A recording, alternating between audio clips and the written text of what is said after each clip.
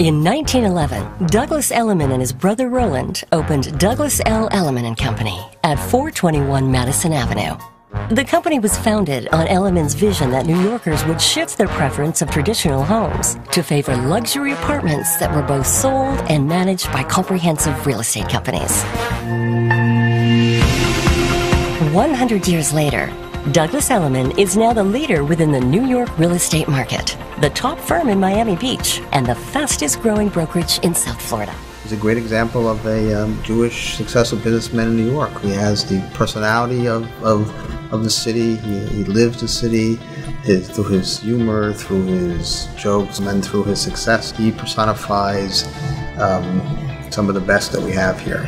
I can think of nowhere that I would rather have this victory. And behind me, I have to say, we have some of our great businessmen of the world. Carl Icahn is here someplace. Where's Carl? Howard Lorber. Howard will certainly relish in being a young Jewish professional. He's very proud of his Jewish heritage, and anything he accepts and chooses to do, he doesn't take lightly. He takes it very seriously, which is, I think, why you have the attendance that you have, why you have the support that you'll get because of him, and why I'm sure I'll be there at the event, provided I'm not off on the presidential trail somewhere with my father. Howard Lorber is a friend, a business partner.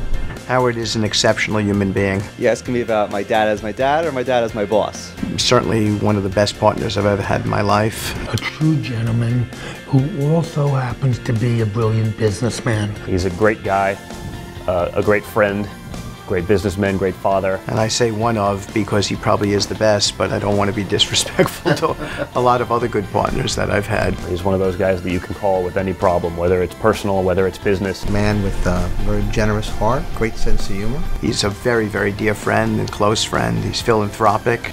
Yeah, he's like a father to me. Yeah, he's great. There's only one Howard Lorber. There was never anybody like him before, and there won't be anybody like him after. One of his strongest personal traits is loyalty. And he's been loyal to these friends for, not 5 years, but 50 years. I enjoy his company. I really do, a lot.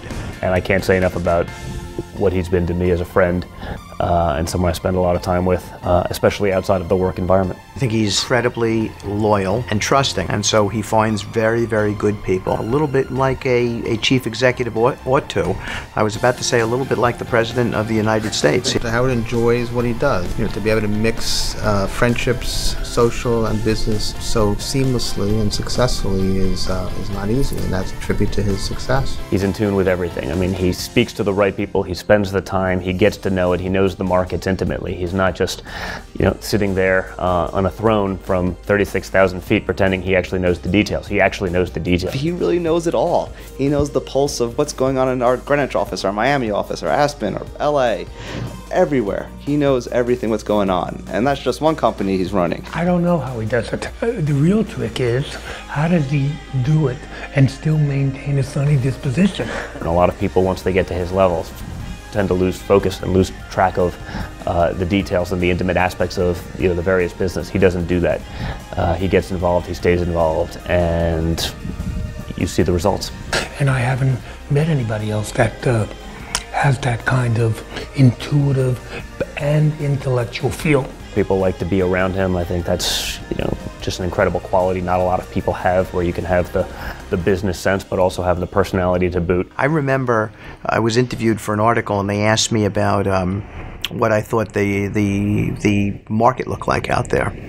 And I got misquoted. He's still the only person, and everyone here watching will know this, with a flip phone. He knew I got misquoted, and I knew he was calling me about that. So he calls people on one flip phone, texts and emails on an iPhone, and then has another flip phone for different calls. Before I had a chance to say anything, he said, I think I'm going to run an advertising campaign against what you said, Steve. But he said it with a chuckle. And you can't text his flip phone because that gets forwarded from another cell phone, so people always call him and go, oh, your dad didn't text me back. I'm like, well, what number did you text him? That's just sort of how he is. He's just got this easygoing, affable way. I think he just loves giving back I mean, you know, it was like how we were when kids, and he would do anything for us or with us. And I think he's got a sense of, but for the grace of God go I, as he sees other people who are less fortunate. Howard and I have talked extensively about that, and I think Howard has a humility about him. I was shocked he accepted the award because he hates this. As much as I think he sometimes wants to be the center of attention, he really doesn't. But he's always been very generous, whether it's charitably, whether it be with his time, whether it's taking a young businessman, perhaps myself included, and sort of explaining to them, you know, either business or life. I think he's pretty good at both. This cause just means so much to him. And I couldn't be more thrilled that you have Howard as the honoree. So Howard, I'd like to congratulate you on this fantastic award. Can't think of a better person or a more deserving person for such an honor. Mazel tov to you and your family, and I want you to know that you blessed my life by being in it.